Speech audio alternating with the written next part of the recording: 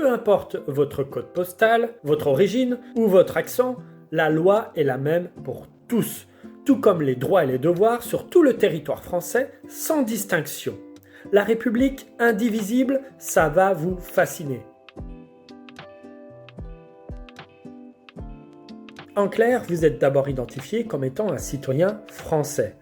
Il n'y a pas de citoyen premium ou des citoyens qui auraient un avantage particulier parce qu'ils appartiennent à telle ethnie ou religion. C'est un principe qui permet à la France de ne pas devenir un puzzle éclaté. C'est différent des pays comme les États-Unis. Dans ces pays, on peut favoriser telle ethnie pour intégrer une université, accorder plus de droits à telle communauté. On peut même tolérer des justices parallèles comme au Royaume-Uni ou au Canada pour régler des contentieux privés entre musulmans, parfois surnommés péjorativement les tribunaux de la charia.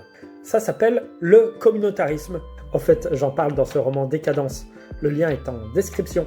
Tous ces pays et bien d'autres promeuvent le communautarisme en acceptant des séparatismes, qu'ils soient religieux, ethniques, sexuels ou liés à votre zone d'habitation. Par exemple, un syndicat défendant exclusivement les droits des personnes colorées ou noires aux États-Unis, cela existe. En France, cela n'est pas possible du fait de la République indivisible. Ainsi, en France, quand des institutions ou politiques veulent mettre en place une discrimination positive pour favoriser telle ou telle communauté, ce n'est pas forcément ce qu'il y a de plus républicain dans le sens français du terme. Ou quand des politiques veulent offrir davantage de compétences particulières et une autonomie beaucoup plus poussée à certaines entités régionales, cela peut créer un risque de séparatisme et un abandon de la solidarité nationale. Cela peut être vu comme une menace à l'unité et à l'indivisibilité de la République. Cela divise les citoyens entre eux, cela crée des catégories et des classifications qui sont très subjectives. N'est-ce pas parce que la France a cédé peu à peu à l'indivisibilité en se disant par exemple que les États-Unis pouvaient être un modèle que notre société est aujourd'hui de plus en plus fracturée?